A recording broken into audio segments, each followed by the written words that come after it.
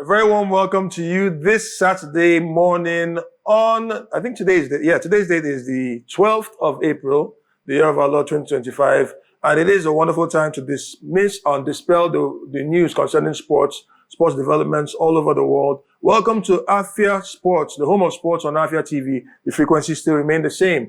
DSTV, channel 254, Go TV, channel 17, and Free TV, channel 748.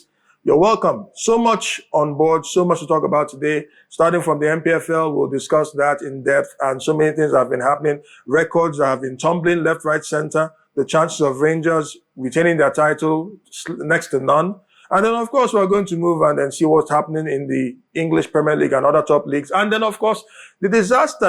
We have avatars in different places. You have the last style bender, the last air bender, last water bender. You now have the last rice bender. We'll talk more about that in a jiffy. And then we will also talk about Novak Djokovic. Is he experiencing a decline after losing a second time to Alejandro Tabilo in the Monte Carlo Masters? And then, of course, Lewis Hamilton has returned to the Formula One circuit, but this time with Ferrari. We'll talk more about that. Just stick to the TV. Don't touch that dial. Welcome to the show. I am Sisi Emechebe, also known as Sisi the Rabbi, and I'm not alone in the house. Full house this morning. Welcome to the show, our co-host, Emeka Madoka, the priest of football. Thank you so much. It's a pleasure as always. Great to have you. And then we have the divinator himself, Divine Onwuka. Thank you, sir. Good morning to you. Of course, without his divining tools. Yeah. But it is what it is. Yes, sir. And then we have our dear friend here, Zik, the blessed Zik himself. Pleasure. Welcome back. Pleasure. Welcome. Okay, so welcome to the show, guys. Don't just stay tuned. We will go in depth. If you want to rant, you want to vent, this is the time to do so because a lot's been happening. Many people are not happy about what's going on, especially in this part of the world. 0-4-2. Now, Enugu Rangers, it is not news that Enugu Rangers in the last two games particularly have picked only 1 point, solitary point. After that loss at home to Plateau United in match week 32, they found themselves losing, or rather drawing, grabbing a point against Bendel Insurance. But we're going to look at the NPFL fixtures. The Nigerian Premier Football League is at the tail end right now, and this is the business end of it. It seems as though Remo Stars, despite the fact they picked only 1 point, a solitary point from the last two games, might be running away with this title and become the first private-owned club to win it since Julius Berger in 2000. But we're going to look at the NPFL results right now, the fixtures. Of course, from match week 32 and then two delayed games that happened also. We had Bayelsa United who played against 3SC, and that was the result there. They beat them 3-0. And then we're going to have games today. Of course, you have Rangers, Enugu Rangers, defending champions against Heartland of Owerri. That is the Oriental Derby. Well, not the Oriental Derby, but an Oriental Derby. Because, come on, there's only one Oriental Derby. Let's tell ourselves the truth. That has to be Enugu Rangers and Eimba of Aba. But this is a worthy Oriental Derby. And Heartland will be visiting the Nnamdi Azikiwe Stadium to lock horns with them. Then Nassau United, one of the teams in trouble in the relegation zone, will be playing against the other clubs that are there. Yeah, that's Plateau United, so a game of two Uniteds, and that's the North Central Derby. And then Kano Pillars are going to be playing against Lobby Stars. Lobby Stars, well, we say that they're really on a high after that 2-2 draw against Remo Stars. We'll get to that in a jiffy. And then Sunshine Stars are going to be playing against Eimba, welcoming Eimba of Aba. And Abia Warriors, still talking about Abia State, will be welcoming Rivers United. And then you have Remo Stars, who will be hosting Katsina United. Off the back of that, mauling they suffered at the hands of Oga Boys, who were no longer boys. I think they're Oga Men now. And then you had Aqua United, who will be hosting El Kanemi Warriors. And then Kwara United will be hosting Bendel Insurance. And then Oga Boys, we talked about, Ikodu City, will be hosting Niger Tornadoes. These are the games that will be coming up this weekend, beginning from tomorrow. Actually, those games will be tomorrow. But for now, starting with the games that happened, the postponed games. That is talking about the Lobby Stars game against Remo Stars. And the Lobby Stars are in a big problem. We'll get to the league table in a jiffy. They're in a big problem right now. But the management of Lobby Stars have started playing the blame game. I'm one who believes in not fixing the blame, but fixing the problem. They're playing the blame game. Let's tell ourselves the truth. Context is everything. Lobby Stars have changed 5 coaches this season alone. 5 coaches. So there's a managerial merry-go-round that's going on there. And you see, as you can see on the TV there, Lobby Stars and Remo Stars, that's rescheduled game, match day 30 rescheduled game. Lobby Stars at the Nnamdi Azikiwe Stadium, which is their borrowed home ground, hosted Remo Stars, and it was a 2-all draw. But, you know, the managerial merry-go-round is there. And now the management of Lobby Stars are blaming the players. They're not blaming the coaches, including Dabul, Malalamunike. They're not blaming themselves, the management, the hierarchy, the chairman, the board of directors, but they found a convenient scapegoat or a set of scapegoats to blame, and that's the players. It bothers me that, you know, when the buck stops at the desk of those who lead, they share blame where it shouldn't be shared. Yes, I know the players have their own role to play when it comes to results on the pitch and lack thereof. But, you know, something with you, Emeka, I don't know what your take is on this matter. Is it the right thing to do? Do you go around blaming your technicians, especially when you don't give them a conducive environment or work tools to get the job done? Well, playing the blame game is never the way to go. I mean, you can want to blame the manager for the poor results. You can want to blame the players. But, I mean, if you're not getting the decisions right from the top, no matter who you bring in, even if you bring in Filechuku or you bring in the Remo Stars coach or you bring in any of the good managers, it's still going to be the same results that you're going to get. If the team isn't working in synergy, there's no understanding from the above, there is no clear structure in the club, there is nothing that can happen for the club. I mean, you're just going to keep on running into dead ends. You're going to keep on suffering defeats. You need to assess from the beginning, from the top down to the bottom. You need to know whether everybody's getting their jobs right from the beginning to the bottom. If the managers are doing the right things by bringing in the right players and bringing in the right coaches, I'm sure things will move forward. They need to reassess, and hopefully they go down, because they're already on the down waters, as they say. They just need to take the next season, reassess, and try and rebuild and come back up to the NPFL. That's just what has to happen. Okay, we'll still revisit that concerning whether or not they will go down, because mathematically they still have a place in the Premier League. But, I mean, possibility versus probability, yes, we'll get to that. But Zik, your take, please. It is disturbing indeed, but it's safe to say that blame should be shared in the right proportion. Yeah. And the fact that, just to allude to what Emeka has confirmed and what we've been talking about, the fact that the Lobby Stars management seem to be gaslighting. How many points? Personally, I don't know their stage or their. They are rock bottom. They're the basement boys. They have 32 So points. how many? 25 points. How many 25. points mathematically are they? Mathematically, from with no match week 32 was well played, so we're going into match week 33 beginning tomorrow. Yeah. So that means there are 5 games to go. Okay. That means they have 15 points to play for. So the maximum they can get is 40 points. So that 40-point mark, that proverbial 40-point mark that most teams have to reach for survival is the barest minimum. No, the thing and you it's have now to the look maximum at, for the them. thing you have to look at is the team that is like third from bottom or first from bottom. Well, how many points? Right now, that's why United. Now it's mission impossible, but okay. Stranger things have happened in football, but it's not likely to happen. It's just when it's mathematically impossible for them to go. Right now, Nasarawa United escaped the relegation zone narrowly. Right now, they're in 16th. You know, it's 17th, 18th, 19th, and 20th that go down. Nasarawa United have 39 points, which is just a point below that threshold of 40, which is the maximum Lobby Stars can get. Yeah, it's safe to say, let's stop kidding ourselves. It's safe to say that Lobby Stars are going down. Sorry. I'm sorry.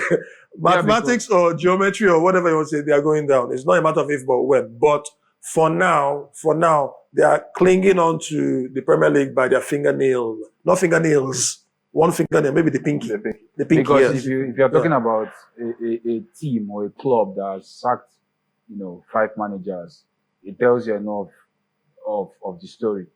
I will use a case in point, Real Valladolid in La Liga.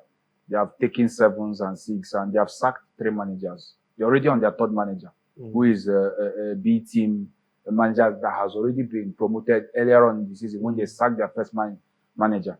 So it already tells you there's instability, there's lack of direction, there's lack of cohesive energy, and all these things are very, very important factors that helps a football club. The fans do not see all those things that work behind the scenes. All we see is the match day the preparations, the playing of the 90 minutes. But a lot of things have to go on, the payments of wages, the infrastructure has to be organized, the training stadium. And Lobby Stars, I think the management, I don't like to talk about management in Nigerian football because there's a lot of muddled, back and forth between governments and, bodies and players. And for me, I just think, like Emeka said, they're already going down. They have to just go back, strategize, build, and, come back. Okay. So I think it's also safe to say that should Nasarawa United get 2 points, let's just say 2 points. Okay. Because if they get 2 points, that is 2 draws from their remaining games, then they will seal the fate. Whatever if Nasarawa United is the fourth from bottom or the fifth from they are bottom, the fourth from bottom. then there's no hope for Lobby Stars. They are gone. No. Just, look, hope. See, a friend of mine once said, blessed are the hopeless, for they shall not be disappointed. But hope is a very, very essential commodity. Yeah, it's important. But let's put that aside. See, I'm not a hope peddler in this case.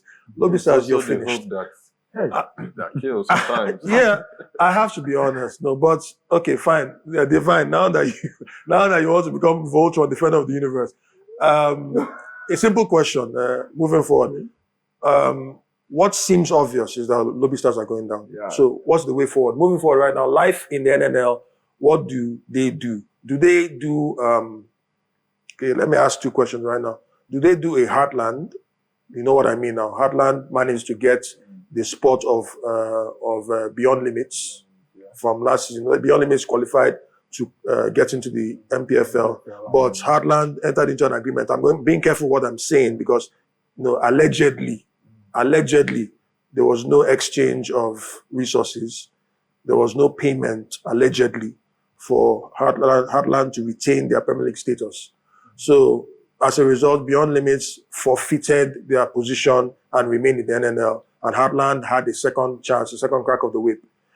Do you think it would be wise if Lobby Stars, with all their foundational problems, toe that same line, or do they look themselves in the mirror, life in the NNL, at least one season, and say, look, we have messed up big time. Let's do a thorough restructuring and let's change things. Let's recruit properly, provide an enabling environment for the players to thrive and do what they have been employed to do, and then gone to return to the Premier League and then right the wrongs.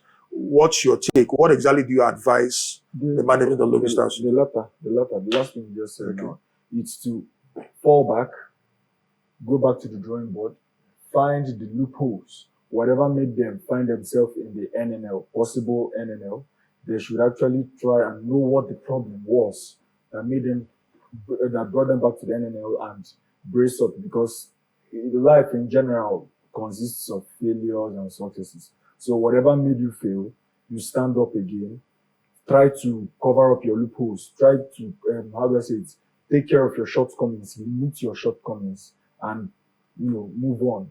Because when you fall, you get back up. That's what life is all about. So in this case, that's what they need to do.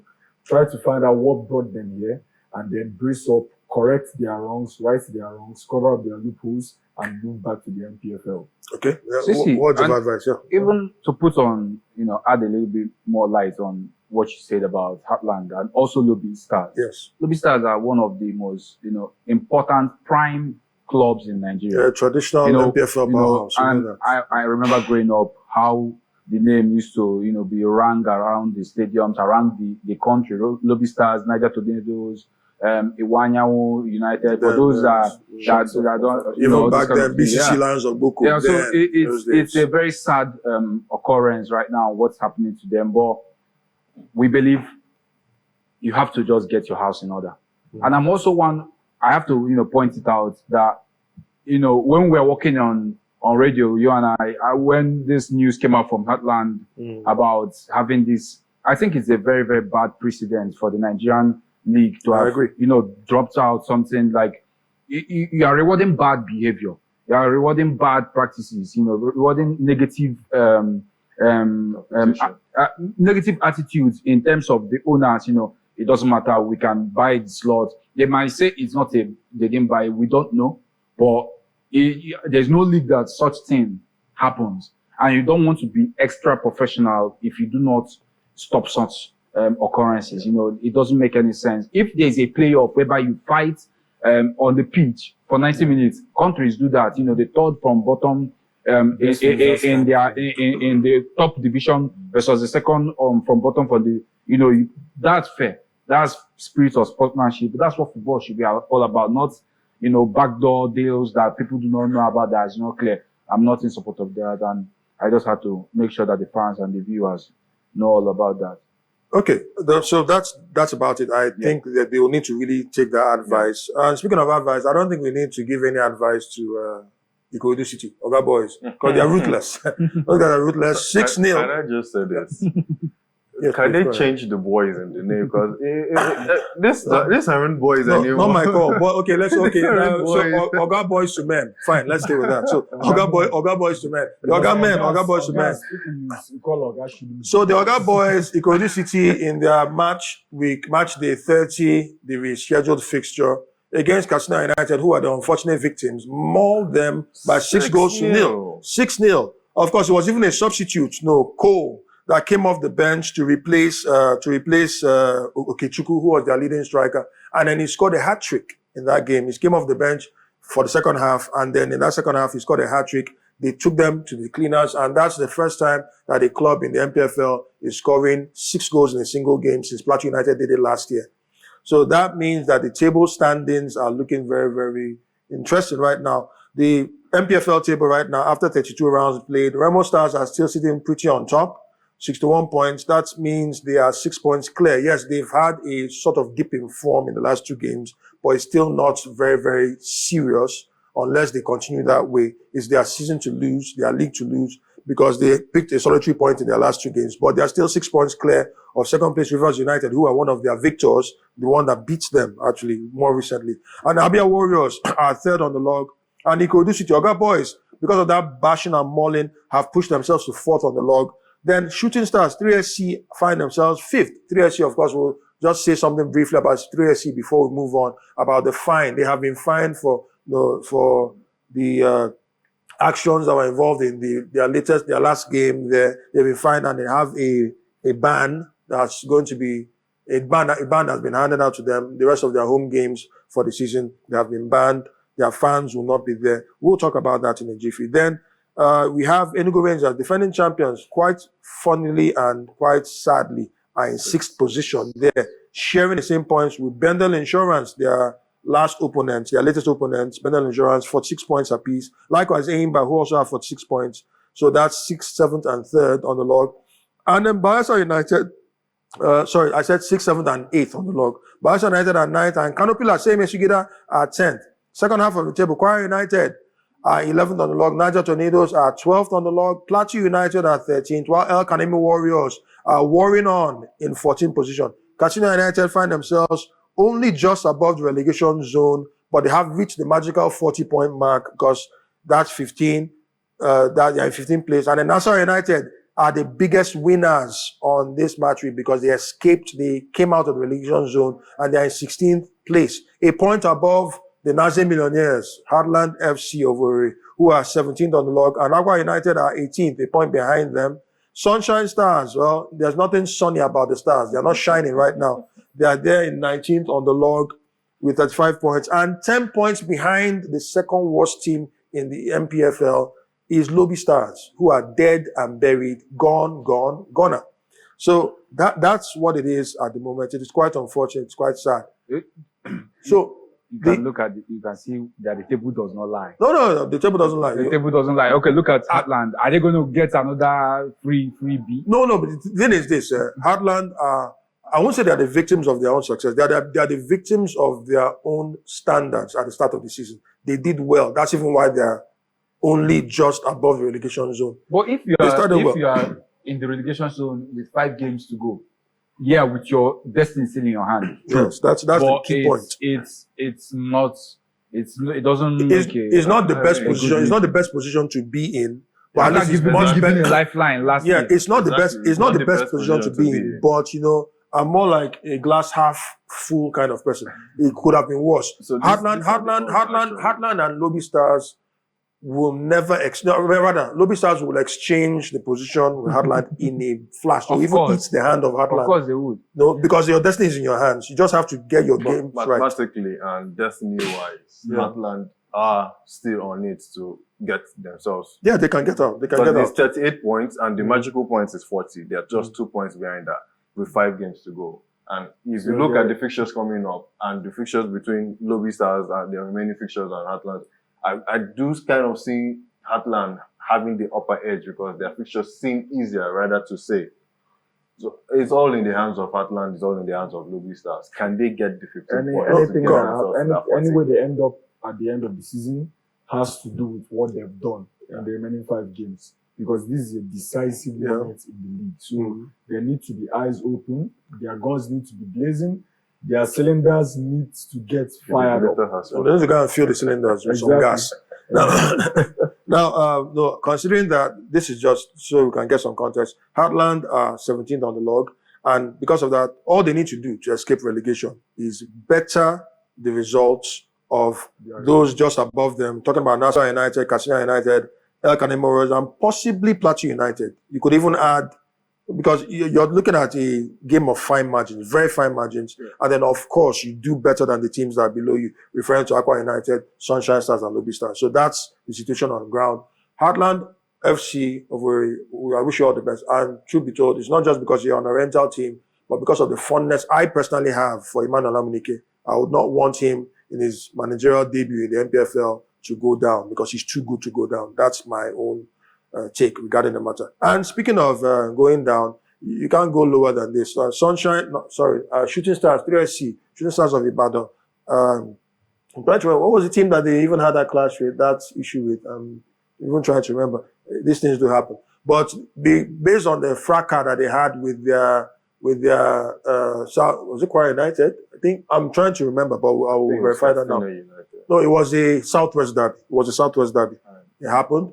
I know the MCR will help us with that very, very quickly. But in the match that happened there, as a result of the hooliganism that happened, yes, thank you very much. I knew I could count on your MCR. It was Ikorodu City Oga Boys. You see why they're Oga Boys to men.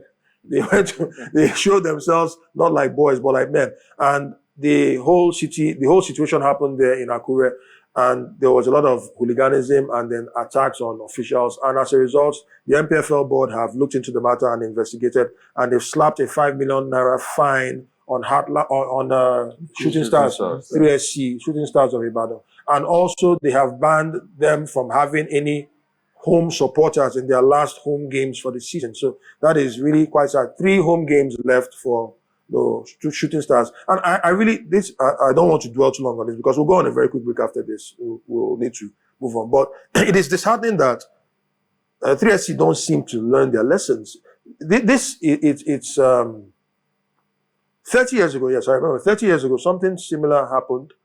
There was a match that involved, I can't remember the team, but it was 3SC that was hosting that match. And it was in Akure, so the team bus that was carrying players of that opposing team was attacked, shots were fired, and a player died. Some of you may not remember, some of you may be too young to remember. Yeah, that's Igenwari what I wanted to... Igenwari George, the younger brother, he was 16 years old, the younger brother of Finidi George. He was a promising player about to break into the Super Eagles team after establishing himself as a Golden Eaglet and then moving through the ranks. Yeah, sorry, it was in Ibadan, 3SC Ibadan, not Akure, I beg your pardon. I'm referring to 3SC proper, in Ibadan. It was in Ibadan. So that was a slip. So the point is, January George was shot dead. That was a very tragic moment. I remember vividly. 1995, I was in senior secondary school at the time. It was very, very heartbreaking that even 30 years down the line, they've not learned their lesson. This fine, 5 million naira for permitting this act of hooliganism, and then the remaining home games of the season not having fans. Do you think it's the right call, or do you think they should have had stiffer punishments? I think it's quite briefly. I think it's fair enough. The 5 million is fair enough, but the funds being taken away is also good because you need to try and limit why these things happen. I mean, there could have been fans who came out with grievances and went there to attack the opposing players, had the officials molested. And we do not accept hooliganism in football pitch because the players are the things that define, or they are the people that we want to watch. And you don't want to be uncomfortable in your workplace, even as we are here. You don't want to be, fearful of your own safety, of your own security and something like that. I think the fine is substantial. It's not too robust, it's not too weak, because if you have dropped 5 million naira, it's nothing. But now forcing them not to play with, fans who, maybe teach a little bit of sense to the common man, and also for the officials of the club, so that they can, organize a better procedure for the next season and next home games to come. Okay, so you find a way to curb hooliganism at the end of the day and make them behave themselves. Even though every team, it is known that every team has a one-man riot, just like in Bayelsa United. Then every team has a one-man riot, but when you have more than one-man riot, voila. So, Divine, what additional advice you can give to 3SC? Because 3SC are traditional powerhouse. When you talk about powerhouses in the NPFL over the years, right from the 70s, you talk about Enugu Rangers, you talk about Eimba, you talk about 3SC, Shooting Stars of Ibadan, you talk about Lobby Stars, you talk about Nazi Millionaires, that is former Iwanyu National, Heartland of Warri. These are teams you talk about. So whenever you talk about such teams and then hooliganism comes to mind, it is not palatable. It doesn't sit down well. So do you have any additional advice to give 3SC regarding how to get their players and their fans to comport themselves? Any advice? Maximum security is very, very important. Stewards who can help make sure that the stadium is in order whenever they are there to play. Or for crying out loud, you come to enjoy football, whether your team loses or wins. You don't come to cause chaos. If you want to cause chaos and violence, then you should take it maybe to a ring or to a martial arts sports and do that. But when it comes to football, you come, enjoy your game. If your team loses, fine, you can only get angry and complain and move on.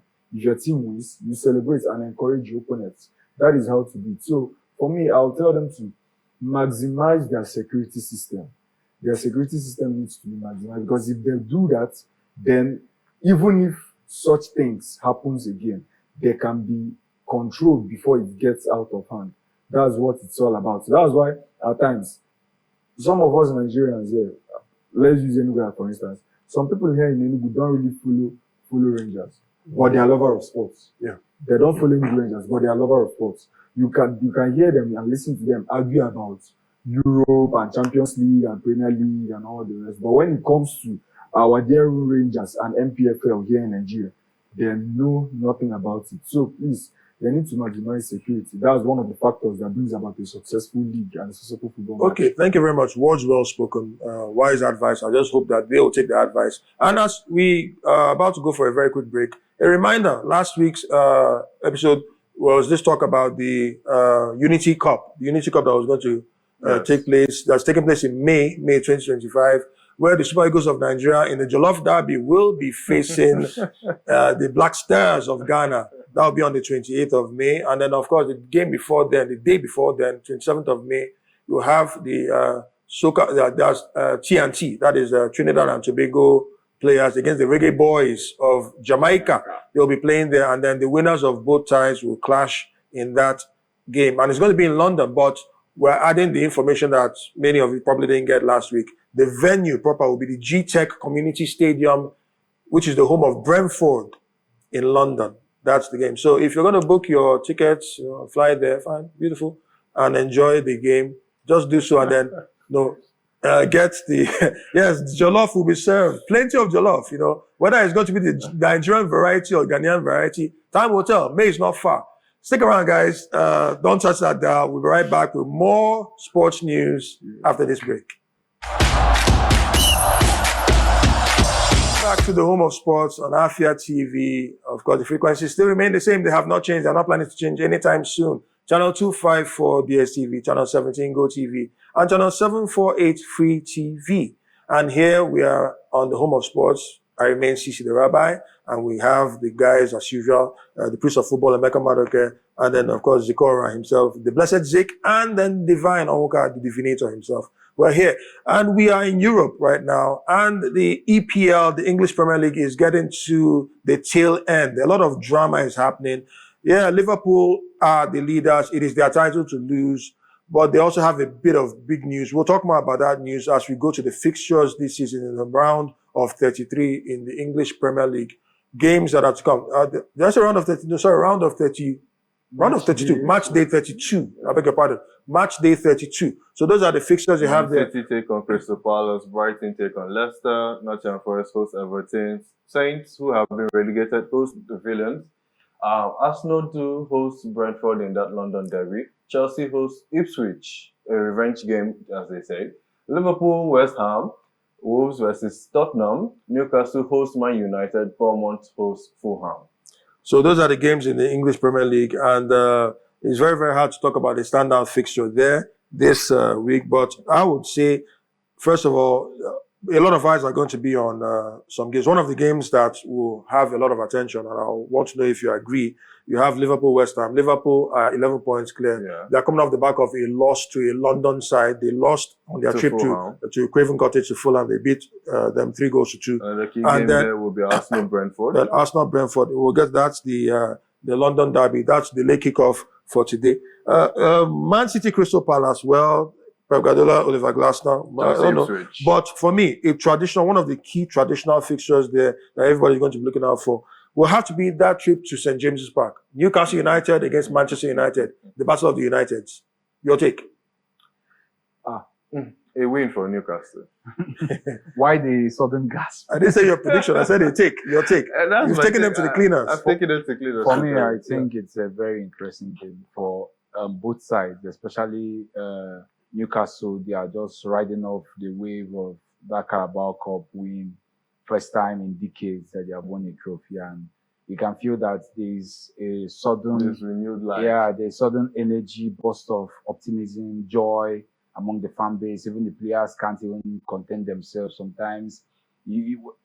I listened to the interview that Bruno Guimaraes did for a Brazilian channel, and you could see that the guy was so happy and he was buzzing. So for them, they just need to continue their own destiny for the top 5, because it seems like it's going to be 5 teams from the Premier League that get there.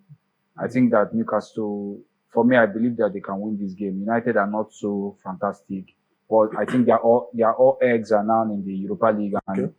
So that's, for me, Newcastle. That's putting it mildly. But we'll get more we'll talk more about that as we move on. Yeah. Well, when you said 4, I thought I would say that Newcastle hits mine by 4 goals. That won't be a surprise. But go ahead. Okay, yeah, quick one. Newcastle to win it. 2-1. Okay, fine. So we'll at the end of the day, we'll see the results and then see whether the match what we're talking about. Many eyes will be on the Arsenal game against Brentford. Arsenal will be trying to get a double over Brentford. They have the high because of what happened in Europe. Rebecca will talk more about that when we get to that point. Against Real Madrid, we know what happened.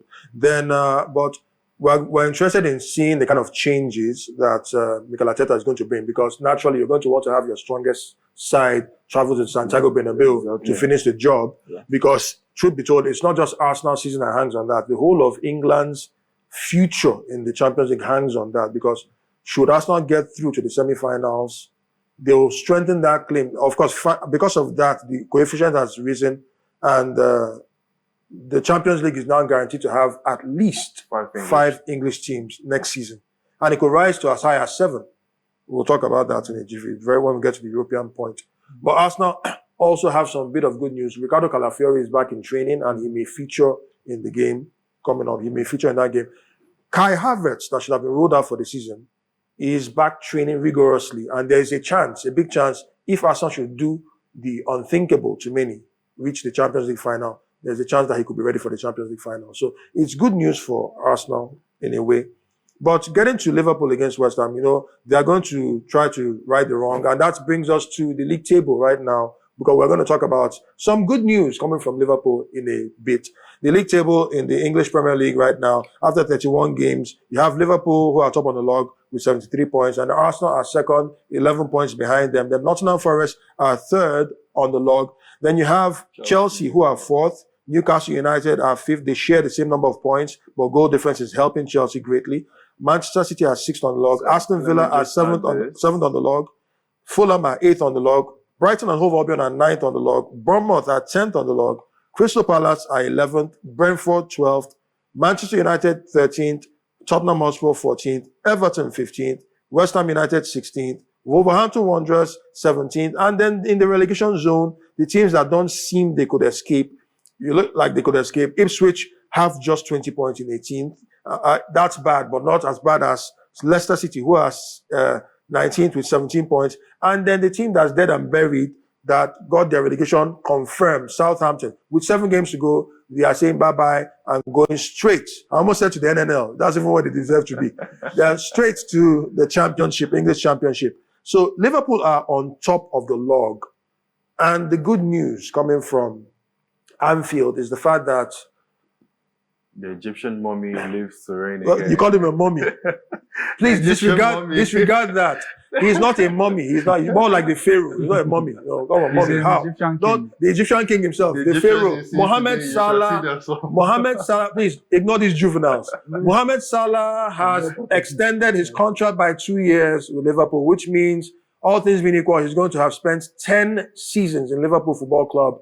And he's, of course, he has the one of the highest number of appearances for Liverpool. He scored Premier League goals, 184 Premier League goals. He's tied with, that would be, he's Sergio tied with Sergio Aguero, yes, Kun Aguero, yes. And he's 3 behind Andrew Cole. So Definitely he's trying to break and if he continues with his vein of form and stays injury free, there's a chance that he could get very close to Wayne Rooney's position or even Harry Kane's position. Please forget Shearer. Leave Shearer. I think he's 260 is too high. actually Too high. looking at the Liverpool record. Yeah, no, he He's can. 100 goals behind Ian Rush. Ian Rush record of 346 goals. He's just 100 goals behind. Just. For somebody like Salah, he can score 40 goals a season. If he's a runner. He can't, Salah is because- 33. Are you doubting him? Salah is 33. Moving on, we also have Please. the Dutch defender who has also signed a contract extension. Dutch Van captain. Dijk. Go for it. Yeah, Captain, whatever. the Dutch defender. Virgil van Dijk, just like you said, has also signed in the same ceremony. So offensively and defensively, Liverpool have a lot of joy right now because their veteran centre-back, Virgil van Dijk, has also signed a 2-year contract extension. And then Salah is there too. Salah obviously has many records to break. Salah also wants visibility. It is very, very clear that Salah wants to be within a very, very big shout of winning the Ballon d'Or. Truth be told, no disrespect to the Saudi Pro League because he turned down about £500 million for the Saudi Pro League to remain with Liverpool. He has unfinished business. The truth be told, visibility, no matter what Cristiano Ronaldo has done in the Saudi Pro League, the Saudi Pro League will never in recent times have as much visibility as the English Premier League. Yeah, So I think it's safe to say that Salah has made the right decision for his career and for those accolades. He wants the team to win, but he also wants to win those Individual big honor. individual honors, including the Ballon d'Or. His statement said it all. He said, I want to win big trophies and enjoy my football. That's the last thing on his statement. Yes. That tells you everything you need to know about it. That tells you everything that you need to know about So moving very, very quick. We're still in Europe, so we're going to the Spanish La Liga. In the Spanish La Liga, we have games that are coming up this weekend. We'll just run through them very quickly. In the Spanish La Liga, it's getting to the tail end. Yesterday, Valencia beat Sevilla by 1-0. And then you have Real Sociedad hosting Mallorca, Getafe against Las Palmas, Celta Vigo against Espanyol, Leganés will be hosting Barcelona. Of course, they'll be trying to do the double over Barca, but I don't think Barca will allow that to happen. Then Osasuna will be hosting Girona, and Alaves will be hosting Real Madrid. Real Betis will be hosting Villarreal, and an Athletic Club will be hosting Rayo Vallecano, and then Atletico Madrid will be hosting Real Valladolid. Those are the games in the round of 30 in the Spanish La Liga. And of course, on top of the log, Barcelona are there with 67 points. Real Madrid are 4 points behind them with 63 points. Atletico de Madrid are there in third position with 60 points. And then Athletic Club are fourth on the log with 54 points. Of course, the 4 teams that are there are the only teams that have never been relegated. So it's not a surprise at this stage. 8 games to go. Villarreal, Real Betis, Celta Vigo, Real Sociedad, Rayo Vallecano, Mallorca make up the top half of the table. Then Getafe, Valencia, Sevilla, Osasuna, Girona, Espanyol, and Alaves are in safety right now, down to the 17th. While in the relegation zone, you have Leganés, Las Palmas, and then Real Valladolid, Ronaldo, Luis Nazario de Lima's club, the basement boys. It's quite sad, but that's what it is. Then, of course, we have. I'll just mention this. I would have loved to mention what happened in Turkey when Osimhen scored a goal and is now on top of the log with 21 goals rather scored in a 2-0 win. He has 21 goals in the Turkish league. Yesterday he scored that in the Turkish league. To be the highest goal scorer? He's the highest goal scorer in the Turkish league, of course. Before Uncle.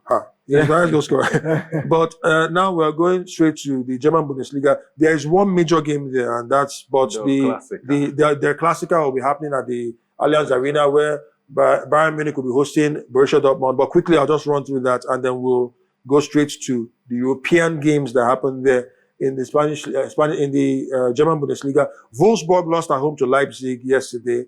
Then Bayern Leverkusen, the defending champions, will be hosting Union Berlin. And then Borussia Mönchengladbach will be hosting Freiburg. Hoffenheim will be hosting Mainz 05. Bochum will be hosting Augsburg. Kiel will be hosting St. Pauli. And the late kickoff today will have their Klassiker. Bayern Munich hosting Borussia Dortmund. And then Stuttgart, tomorrow's game, Stuttgart will be hosting Werder Bremen. And then Eintracht Frankfurt will be hosting Heidenheim. Those are the games that will happen in the round of 29 in the German Bundesliga. And that's very interesting indeed in the German Bundesliga. I think we'll just throw in Italian Serie A, then we'll go to Europe, because those are no disrespect to the French League, but it is what it is. Coefficient. Okay. AC Milan got off to a blistering start in the round of 32 with a 4-0 mauling of Udinese, their host. Tijani Reinders rounding off the scoring after Teodoro Hernandez, Pavlovic, and then Rafael Leao's goals earlier on. So you have them. Then Venezia today, Venezia will be hosting Monza. Internazionale will be hosting Cagliari. Juventus will be hosting Lecce. Atalanta, Edemolo Lukman's Atalanta will be hosting Bologna. Fiorentina will be hosting Parma. Then Verona will be hosting Genoa. Cesc Fabregas Como will be hosting Torino. Lazio will be hosting Roma in the Roman Derby. And then Napoli will be hosting Empoli in the Poli Derby. Okay, so those are the games that are happening in the round of 32 in the Italian Serie A. The race for the Scudetto, of course, on top, Internazionale are there. Napoli are second. Atalanta third. Let's just leave it at that. As we move straight to these are the biggest competition in Europe. Yeah, I know. Eagerly. I don't have accompaniment, so I'll do it myself. Champions. Okay. Yeah. Can we get this camera right on my face right now? Yeah. Do whatever he has to do. Shoot him. It was not literally, please. It was the quarterfinals in the Champions League, and clubs were expected to do the job, and 4 clubs did the job. I'm talking about FC Barcelona with the 4-0 mauling of Dortmund at home. PSG did the job in Paris, 3-1 against Aston Villa after coming behind from Rodgers' goal. Internazionale beat Bayern in the Allianz Arena 2-1. Trivial Rockets from Lautaro. The only away win for the record. The only away win for the record. And in the Emirates, the biggest shock of the weekend. You have to say the best for last, right? It was a rice classic, a two-piece rice bender. the last rice bender. Put some respect on that name. Bend it like that. Or to play for the Santiago Bernabeu the second leg, or to play for in Italy in International, return leg in Aston Villa's home, and a trip to the Duna Park in Germany. Okay, 2 questions very, very quickly. These are the first question I'm going to ask right now. Is it safe to say that, this is my own thought, I'm just saying, is it safe to say, and then you give reasons if you think otherwise, is it safe to say that all the winners so far, considering the lineup, they're looking at a 3-1 commanding victory against Aston Villa, even though I'm going to add this, if Aston Villa win against all odds, if they win this tie, and then go on to win the Champions League and get their second European Cup, if they go on to do this, and they finish outside of the top 5. And if Manchester United, because we'll get to that, if Manchester United or Tottenham Hotspur win the Europa League and finish where they are, I mean, they're not getting any higher than that. Sure. That means there will be 7 teams from England in the Champions League next season. So just put that in mind. Now, considering the fact that these teams have won there, will you say that they have the biggest chances of scaling through? Because these are 2 questions in one. would you agree that they have all the winners? They have the biggest chances of scaling to the semi-finals. And then what are your score predictions for the second leg this week? This week we're stepping into. So from you, I want to take it from the three of you. All right. So in the Arsenal-Madrid game, the return leg against Atletico Bernabeu, I do see Madrid winning it, but Arsenal will win it on aggregate. Aggregate, okay. I will see Barcelona convincingly doing the job in Germany, getting a straight win. Okay. No draws, no defeats, just a straight win for Barcelona, taking them straight into the semi-finals on aggregate. PSG convincingly to do the job in England. I'm sorry, I don't see Emi and his boys picking themselves up from this defeat. Against his former side? I don't see it happening. I see a straight win for PSG in England. The return leg in Italy, I do see Inter solid enough to do the job and kick out the German powerhouse. So that's my prediction. Okay, fair prediction. Zeke? I think I will actually toe the line that Emeka has actually gone with, because if you look at all those ties, most teams have a comfortable enough, cushion for their own ties. Barcelona have already, I think they have done the job against Borussia Dortmund. Inter Milan against Bayern. If Bayern had not been crippled with the injuries that they have been crippled with, people like Jamal Musiala, that are very, very important for their creativity, I would have said there's a hope for them, but Inter should just see the job out. Arsenal and Real Madrid. I don't think Arsenal can escape, even though I see Real Madrid still doing something, because that's their competition. That's what we know them for. I'm not saying that Arsenal do not have a chance. They have put themselves in a very, very fantastic and comfortable or commanding position, but I just feel that Real Madrid, the power of Real Madrid, can still do something. And the last team there, that's Paris Saint-Germain. That's Villa. I think PSG are good. You just have too much attacking weapons. Aston Villa will have to come outside than they did at the France. I think PSG will still do the job. Okay, so Divine. PSG straight up do against Aston Villa. Inter Milan, Bayern Munich. Bayern Munich lost their chance by actually losing at home. Yeah, understand injuries, Cancelo is injured, key players are injured. So I just see that Inter Milan will just, whether it's going to be tough or it's going to be simple, all I know is that Inter Milan will just kill it. What again? Barcelona Dortmund. I see Barcelona just being commanding there. I see Barcelona just taking over and winning.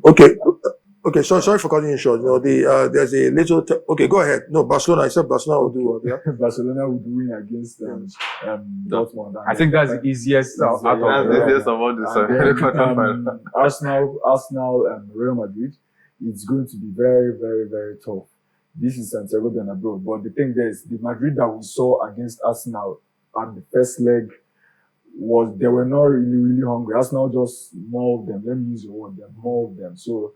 I don't know if it's going to be different. A comeback is possible, but I just see us now struggling to just, qualify on goal aggregate. Okay, we'll get to that bridge when we cross it, and I won't say more about that. Yes, that's what I'm saying. Just go to the Europa League. Tell us very quickly what's happening. In the Europa League, it was a night of drama.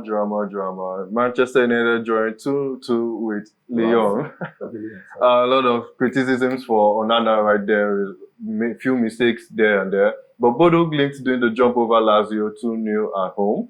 Lyon sharing the draw with Man United in the first leg. Rangers 0-0 with Athletic Club.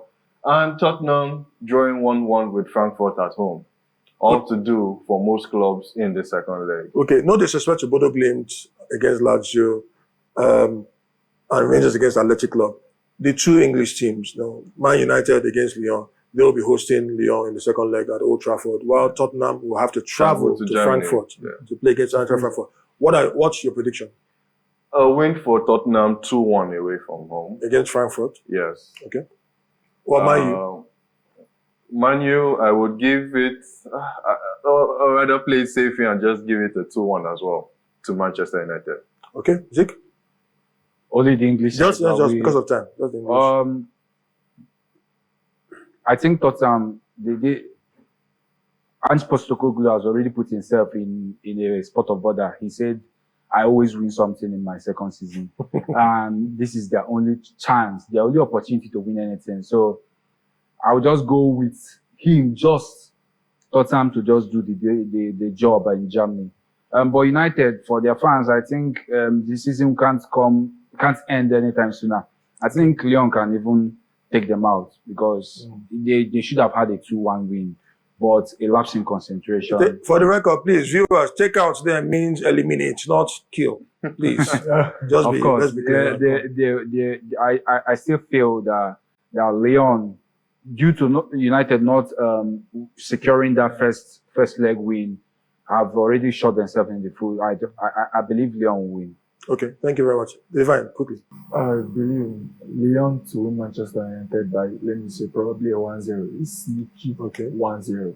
Then, or a goal difference rather. Yeah. Then, who again?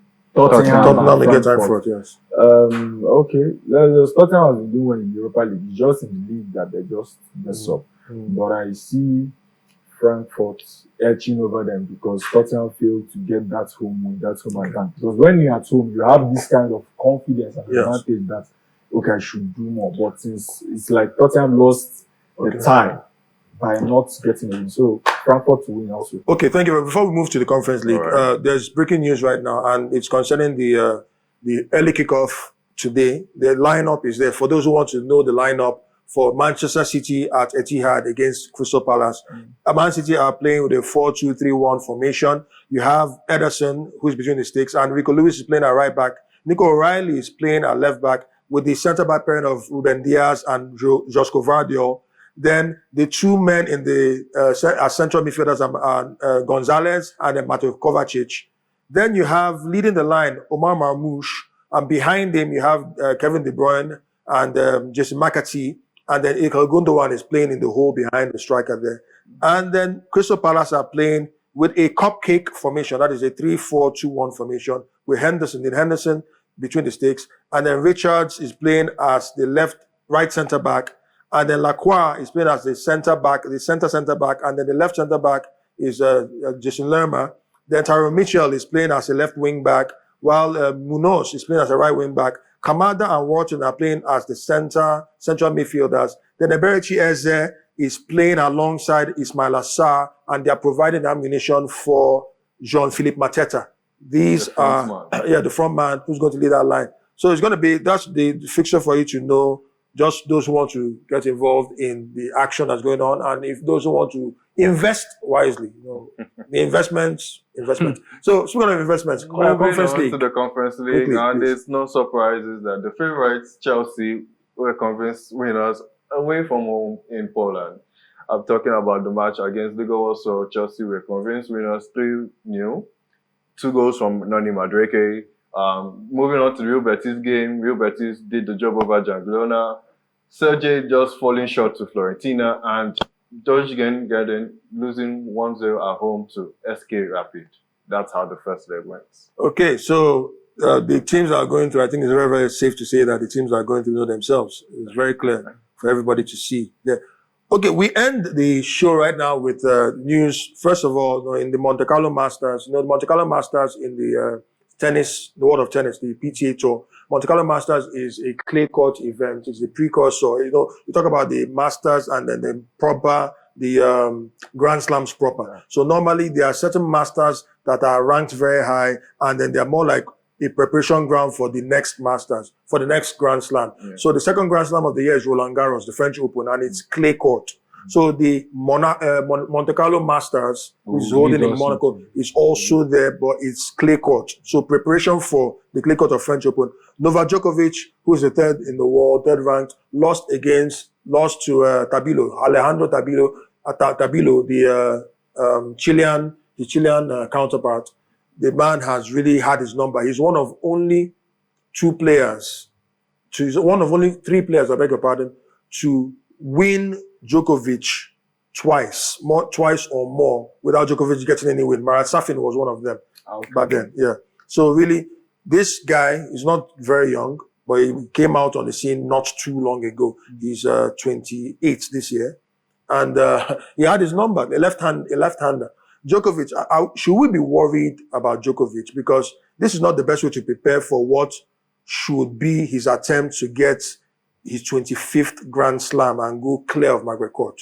What's your take? How do we factor this? Yeah, it's not a right step in the preparations for this final. Like we say, he's trying to draw the curtains here and get that 25th Grand Slam. But I mean, he needs to work on himself. He needs to improve his game. I know his age and all that, but he just needs to focus and get the results that he needs for the preparations. And that's just it. Okay, that's really nice to know. So, of course, just a reminder as we end the show, Sir Lewis Hamilton is now a rider in the Formula One circuit with Ferrari, and he competed in the race yesterday. I think he finished 6th or 8th. I can't remember exactly, in the Bahrain Grand Prix practice. And we wish him all the best anyway in his bid to overtake Michael Schumacher to get an 8th championship. He's joined with Michael Schumacher, the legend, with 7 championships. So he's changed to Ferrari to try and get that record. We wish him all the best. And talking about the best, I wish you all the best this weekend. That's the size of the package on Afia Home of Sports on Afia TV. Thank you very much for being with us this week. And as we move straight into the I almost said Yuletide. What is wrong with me?